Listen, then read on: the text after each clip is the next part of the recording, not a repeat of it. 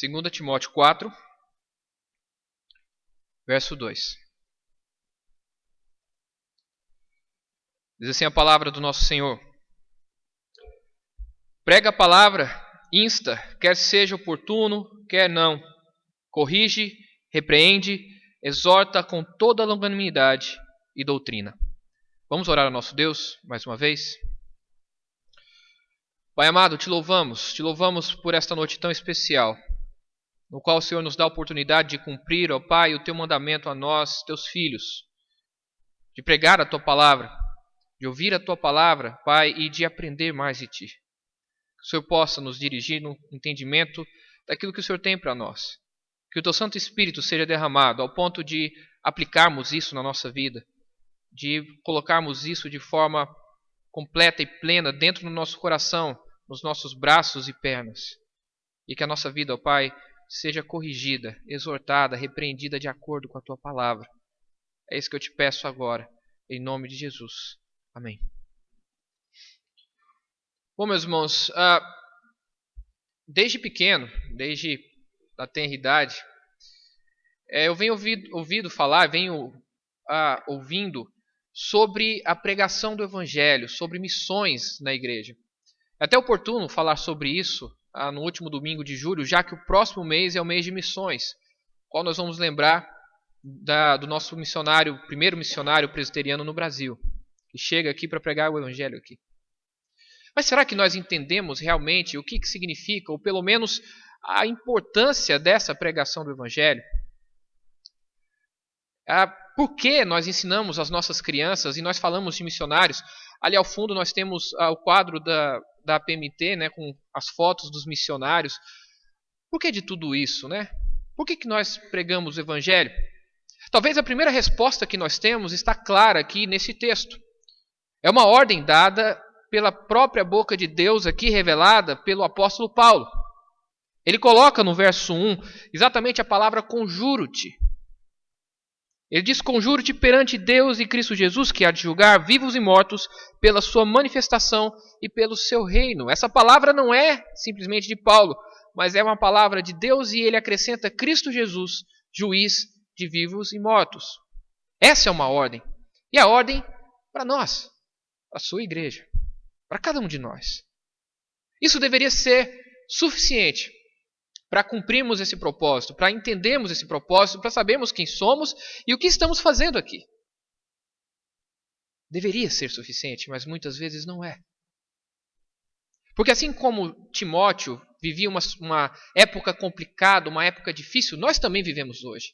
E nos perdemos entre fábulas e contos feitos por tantos ensinadores da palavra, que distorcem a obediência a Deus, demonstrando que há alguma recompensa agora, aqui e agora, pela pregação da palavra. E aí mudamos todo o propósito do Evangelho, todo o propósito da pregação do Evangelho, todo o motivo do porquê de pregar o Evangelho.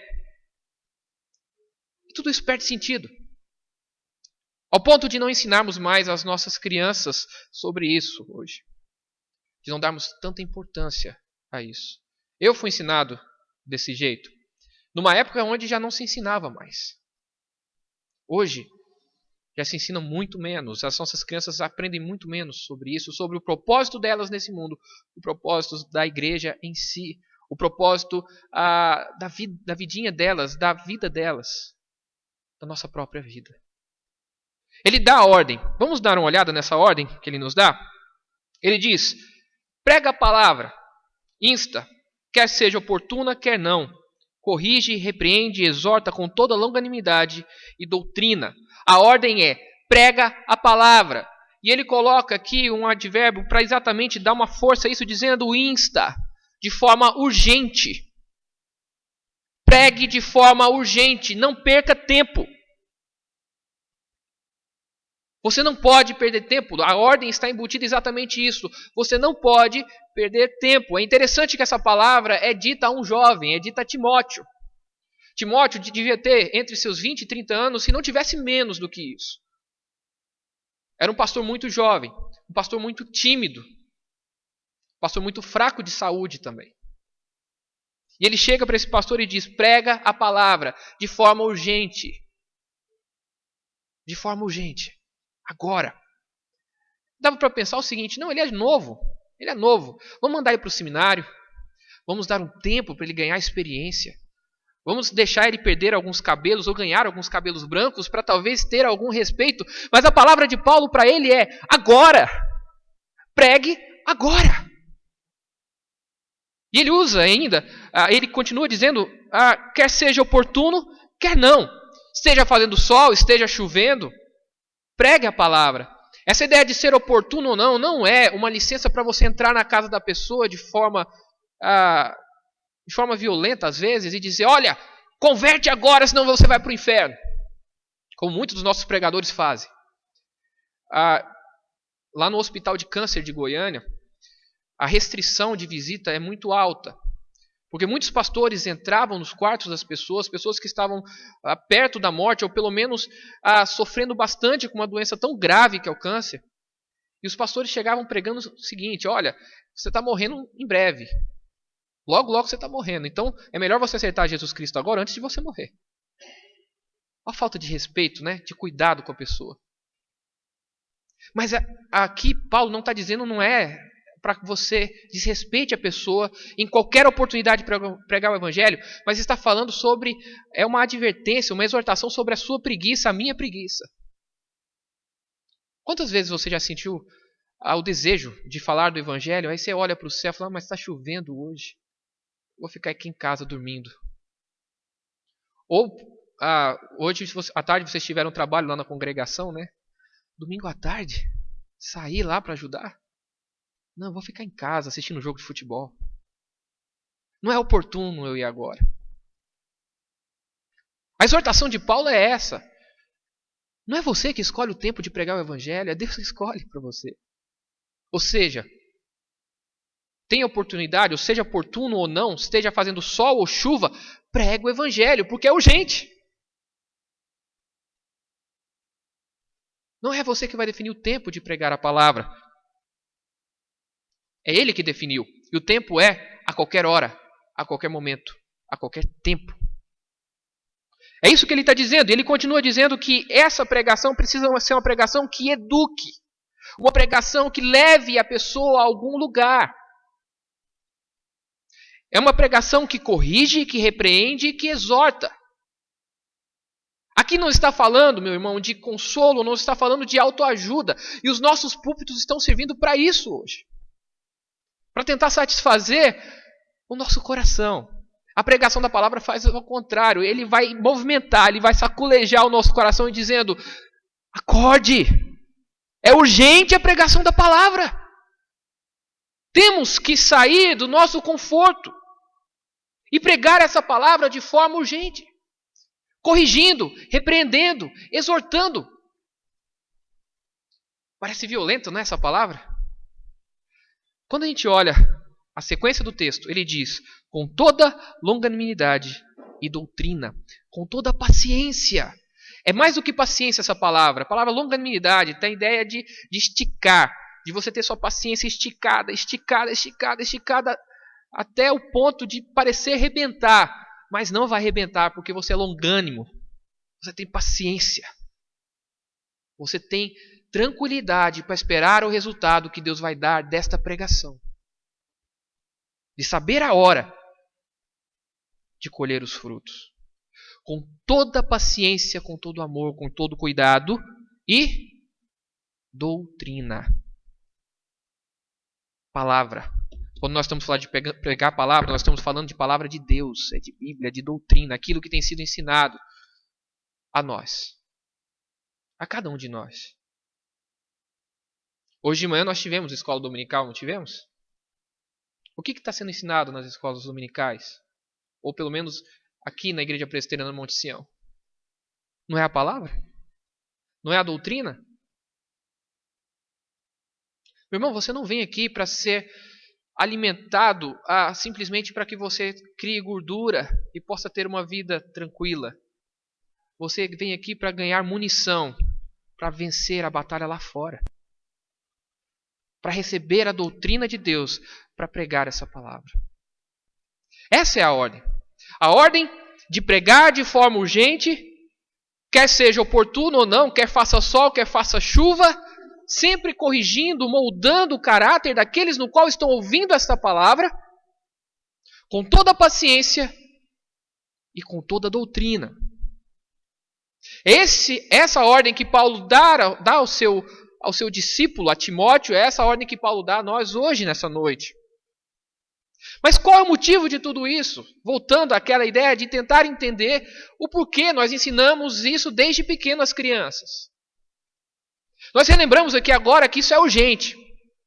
Nós relembramos que isso agora precisa ser feito de forma a educar, e corrigir, e exortar, e repreender com toda a paciência, com toda a doutrina. Mas qual é o motivo de tudo isso? Bastaria saber que é Deus que mandou. Mas por que então, muitas vezes, nós estamos parados no tempo em relação à pregação do Evangelho? Por que essa urgência não bate no nosso coração? Por que esquecemos dessa mensagem que, no meu caso, foi ensinado desde pequeno? Alguns de vocês eu tenho certeza que foi assim. Por que aqueles que chegam depois na igreja, mais velhos, têm mais ânimo e mais energia do que nós que estamos na igreja desde pequeno? Porque nós esquecemos a base dessa pregação. Nós esquecemos quem somos, a nossa identidade, por isso esquecemos a base de toda essa pregação.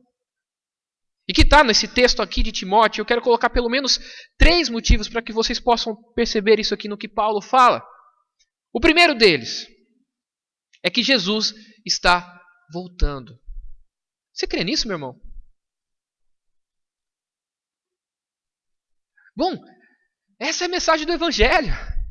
É isso que me foi ensinado, é isso que eu aprendi. Isso está lá na primeira parte do texto que diz: conjuro-te perante Deus e Cristo Jesus, que há de julgar vivos e mortos. Está jogando lá no futuro. Há de julgar vivos e mortos. Eu creio nisso. Que Jesus está voltando e não vai demorar, não. E Ele vai julgar tanto vivos quanto mortos. E que cada pessoa que você encontra na rua, que cada pessoa que você convive, cada pessoa que você ama,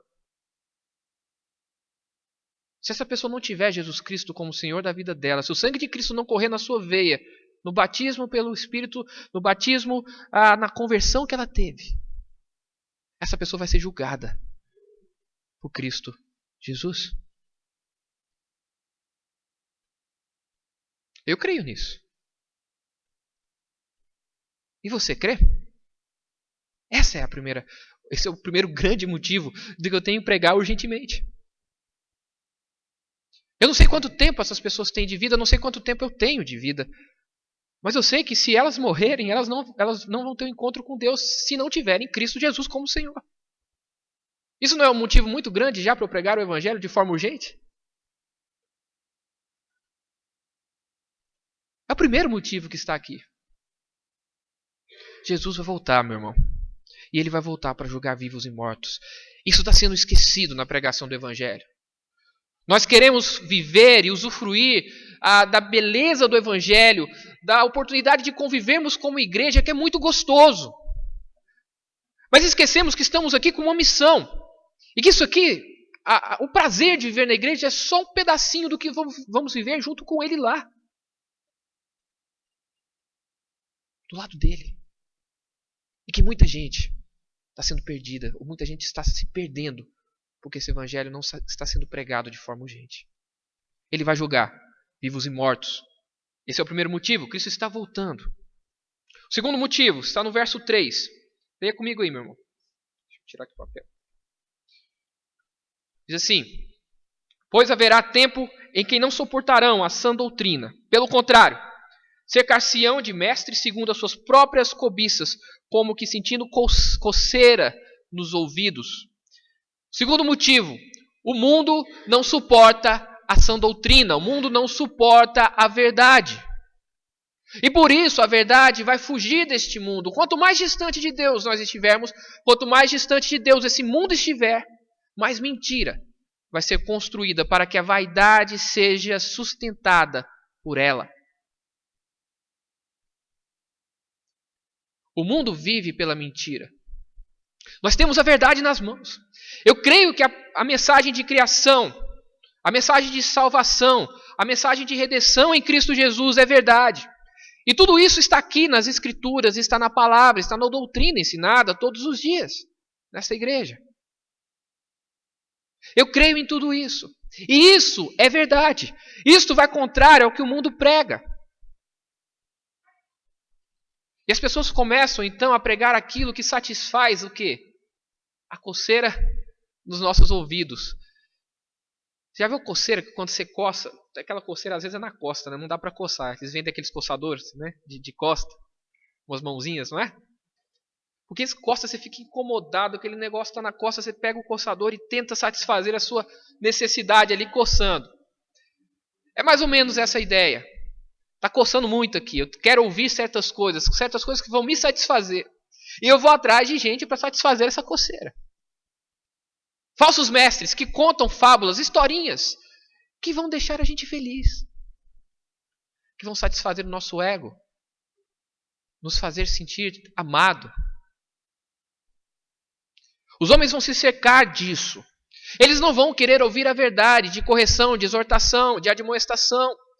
Eles não vão querer ouvir a verdade de que Jesus Cristo vai voltar para julgar vivos e mortos. Essa verdade não enche igreja. Essa verdade não rouba membros da outra igreja para cá. Essa verdade, pelo contrário, ela afasta as pessoas que querem satisfazer essas coceiras que têm no ouvido. É isso que acontece. Só porque a palavra de Paulo para Timóteo é a seguinte. Olha o versículo 5. Desculpa, eu não li o 4 com vocês, né? Diz assim: e se recusarão a dar ouvidos à verdade, entregando-se a fábulas. Foi o que eu disse agora mesmo. A verdade não interessa, eles vão se entregar a fábulas. Ao contrário, Timóteo tinha que fazer o seguinte. Olha o que diz o verso 5. Tu, porém, sê sóbrio em todas as coisas, suporta as aflições, faz o trabalho de evangelista, cumpre cabalmente o teu ministério. Primeira orientação. Sejam sóbrios, saibam exatamente o que vocês estão fazendo, não percam o domínio próprio. Deus já deixou os passos construídos, determinados pela sua Escritura. Não perca esse caminho, não se desvie para a direita ou para a esquerda, seja sóbrio. Não perca tempo com coisas que embriagam sua mente, seu corpo ou o seu espírito. Sejam sóbrios. O tempo da sua vida é algo precioso para você gastar com coisas que entorpecem a mente. Sejam sóbrios. A primeira conselho de Paulo é isso. Aliás, conselho não, ordem ao seu discípulo, né? Tu, porém, sê sóbrio em todas as coisas. Olha que ele coloca todas as coisas e dá a ideia de tudo mesmo. Tudo que fizemos ou pensamos ou queremos, sejam sóbrios. Suporta as aflições. Ele diz aqui que a palavra, a pregação do evangelho vai trazer aflições, principalmente porque o mundo não aceita essa verdade. Ele diz, suporta as aflições. O mundo está cheio de mentiras.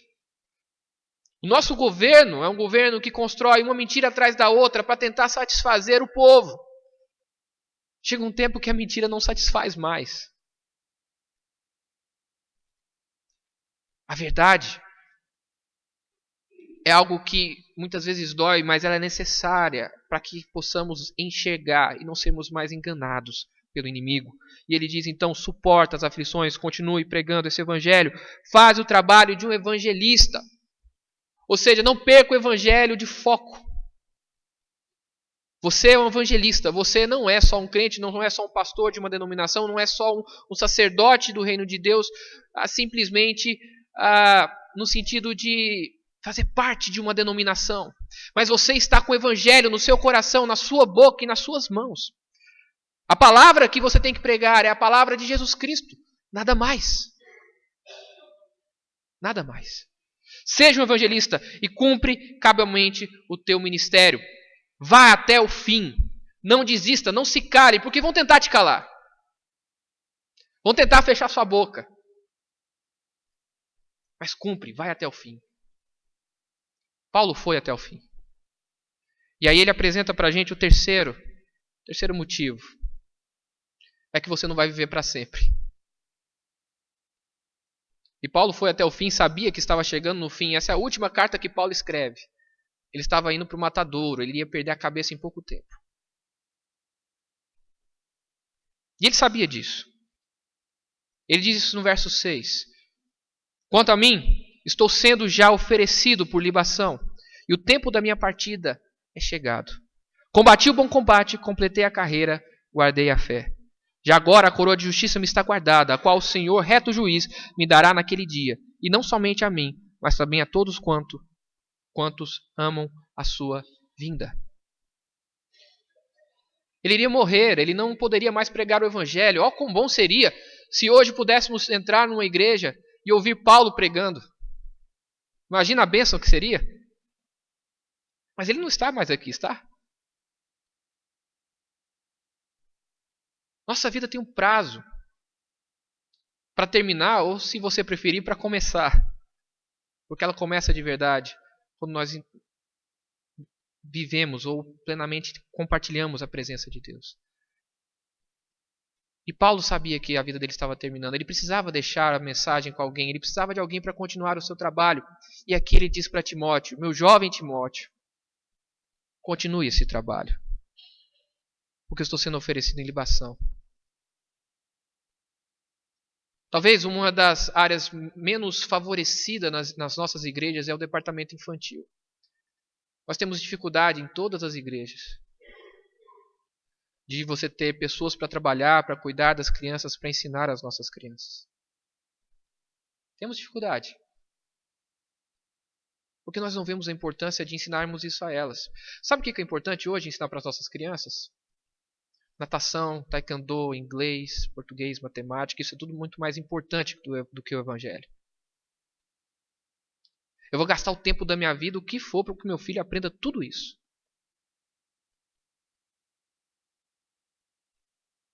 Quanto que é difícil conseguirmos professores para ensinar a nova geração? Quanto que é difícil ensinar os nossos jovens? Vocês já olharam quanto que é difícil deixar o nosso jovem, ou ter o nosso jovem preso hoje à igreja, ou comprometido com a igreja hoje? Porque ele não vê sentido no evangelho mais. Porque ele não vê sentido na volta de Cristo mais, porque nós demonstramos isso a eles.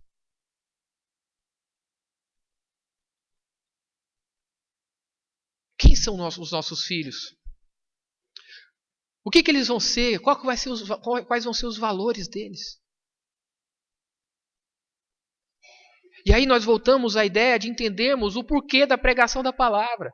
Porque isso não só vai trazer a verdade para o mundo, que é a volta de Cristo, de que Deus existe, que Jesus é o nosso Senhor, mas vai também colocar os nossos filhos no caminho correto, fazendo-os entender a verdade, a vida e o caminho para Deus. Quem é que disse isso? Eu sou o caminho, a verdade e a vida. Você precisa ensinar Jesus Cristo para o seu filho, para os jovens dessa igreja, porque nós não vamos durar para sempre. É muito bonito quando nós vemos as nossas crianças falando os versículos. Que essa palavra fique no coraçãozinho delas, até elas crescerem. Até elas terem idade para fazer como Timóteo, pregar o Evangelho. De entender a importância e a urgência desse Evangelho. De fazer com que a igreja permaneça por todas as épocas. Eu estou pregando o mesmo Evangelho que Paulo pregou há quase 2000 anos atrás. Porque a pregação do Evangelho corrige, repreende e exorta os nossos filhos, criando-os na palavra de Deus, na educação de Deus, na paideia de Deus, a palavra paideia que dá origem à pedagogia, que é treinamento, que é ensinamento, que é preparação. Toda educação do nosso mundo vem atrás exatamente do entendimento da palavra de Deus. Isso aconteceu com os judeus. Isso aconteceu na Reforma Protestante. O pai da pedagogia é Comênios, reformado, um suíço reformado. E é por isso que nós temos escolas hoje ensinando crianças. É o Evangelho que nos traz o entendimento do que esse mundo é, da verdade desse mundo. E temos colocado isso na gaveta. E abrimos só no domingo para vir aqui. Enquanto essa pregação é urgente, é agora. Esse mundo aí fora precisa do Evangelho. Nós precisamos do Evangelho e por isso ele é urgente. Porque Cristo vai voltar. Porque o mundo vive na mentira. E porque nós não vamos viver para sempre. Deixemos de correr atrás de sucesso, dinheiro, estabilidade. Porque isso não vai te dar vida. Pelo contrário, vai trazer morte. Vocês querem um exemplo claro disso? Eu acredito que foi em todo o Brasil que apareceu a grande polêmica do estardalhaço que fizeram por conta da morte do Cristiano Araújo. Vocês ouviram falar desse cantor aqui? O goiano, que morreu na BR-153. Ele tinha 29 anos de idade, a namorada dele tinha 19. Ele estava em um show em Itumbiara, que é a 200 quilômetros de Goiânia. Voltava às 3 horas da madrugada para Goiânia, para onde é a sua casa. E num acidente que ainda não se descobriu o motivo, o motorista bateu o carro capotou, as pessoas que estavam na frente estavam de cinto, não tiveram nada, mas tanto ele quanto a namorada que estavam atrás foram lançados para fora e morreram. Um cantor que estava ganhando por volta de 5 milhões de reais por mês. Fazia 30 shows por mês. De que valeu tudo isso? De que valeu todo esse dinheiro? De que valeu todo esse sucesso?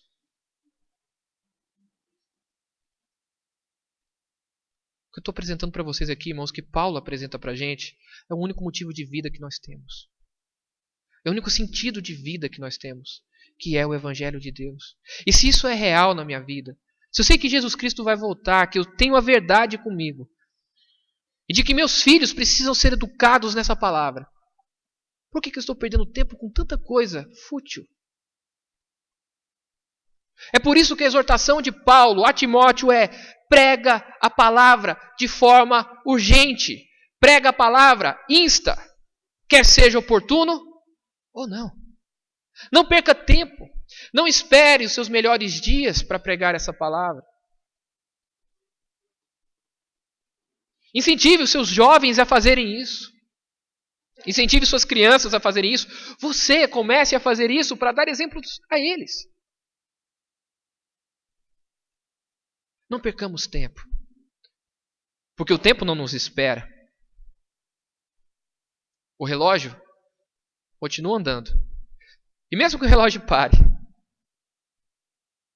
o tempo vai continuar andando. Para terminar, eu quero contar a história de um cantor muito famoso que nasceu na Igreja Batista.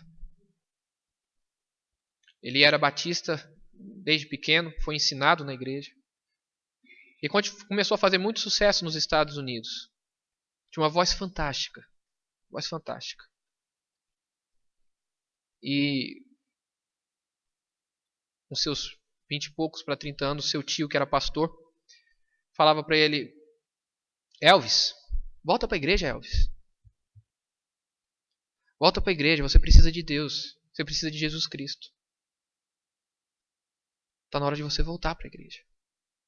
Você já fez muito sucesso, já ganhou muito dinheiro, volta para a igreja. Elvis Presley dizia: não, eu sou muito novo. Quando eu for mais velho, eu volto para a igreja. Infelizmente, Elvis não ficou velho. Ele morreu antes disso. Pregue a palavra de forma urgente, meu irmão. Não espere ficar velho para que isso aconteça. Não espere a sua vida terminar para que você pense em fazer isso. Tem muita gente que você ama que precisa ouvir dessa palavra. E receba a coroa da justiça. Complete a carreira. Você tem um propósito aqui. Você está numa corrida, você está em algo conduzido pelo próprio Senhor. Complete essa carreira. Guarde a fé e receba a coroa da justiça. Pregue essa palavra de forma urgente. Quer seja oportuno ou não. Repreende, corrige, exorta com toda paciência e toda doutrina. Não perca tempo. Saia daqui hoje à noite e comece a ganhar tempo. Comece a ganhar tempo. Vamos baixar nossas cabeças? Vamos orar ao nosso Deus?